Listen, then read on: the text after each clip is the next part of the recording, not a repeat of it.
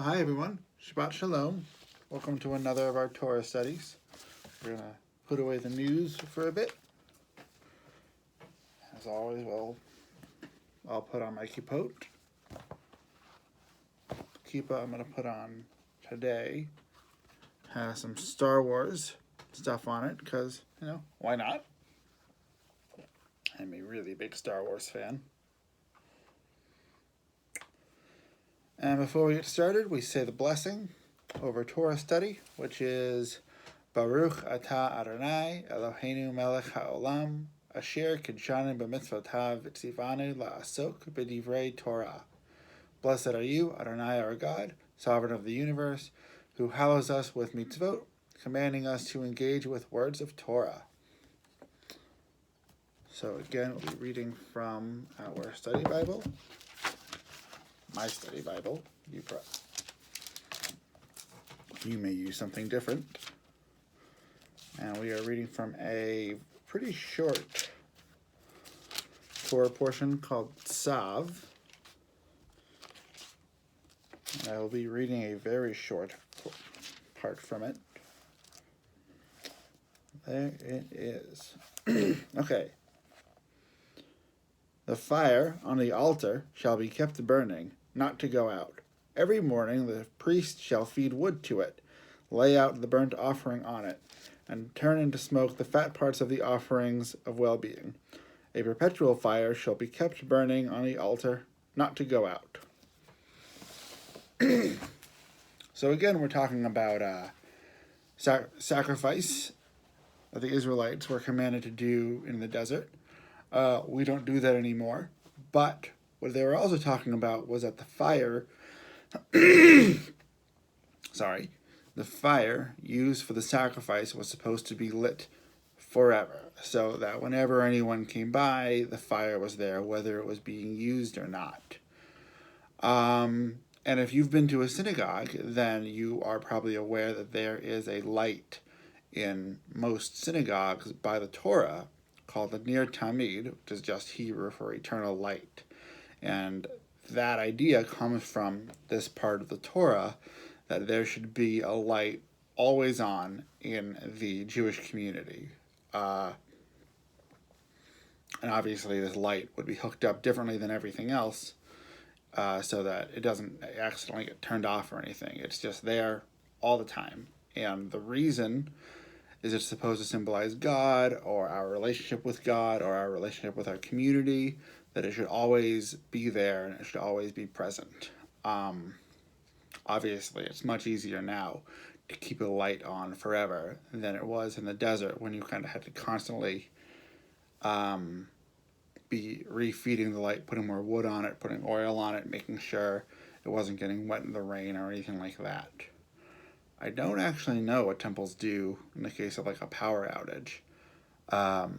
But obviously they try to keep that light on all the time.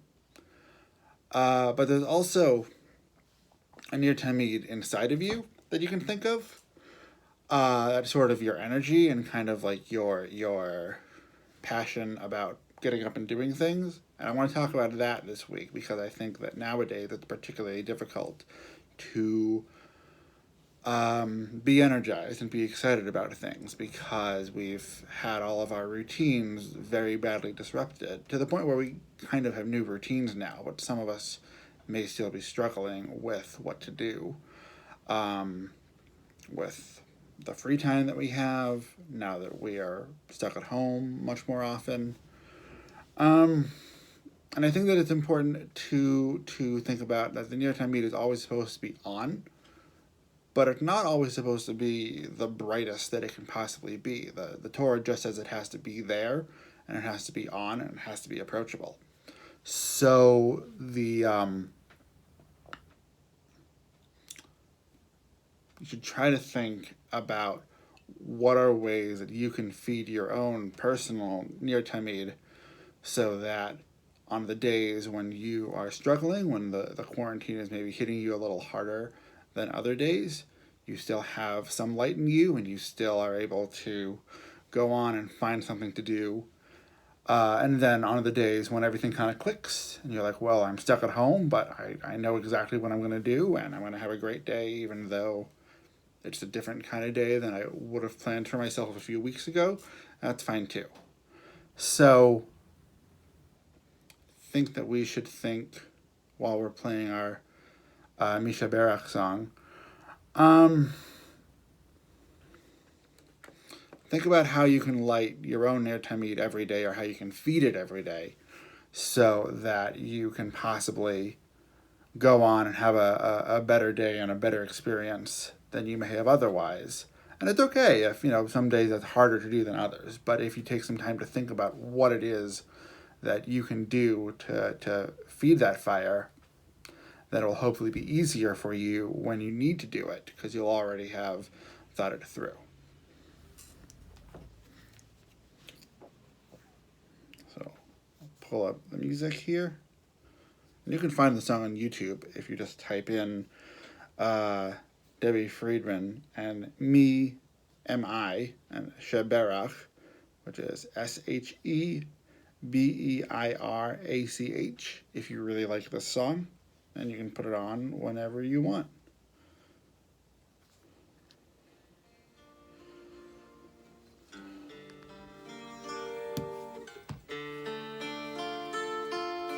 I hope that works. I forgot to test it today.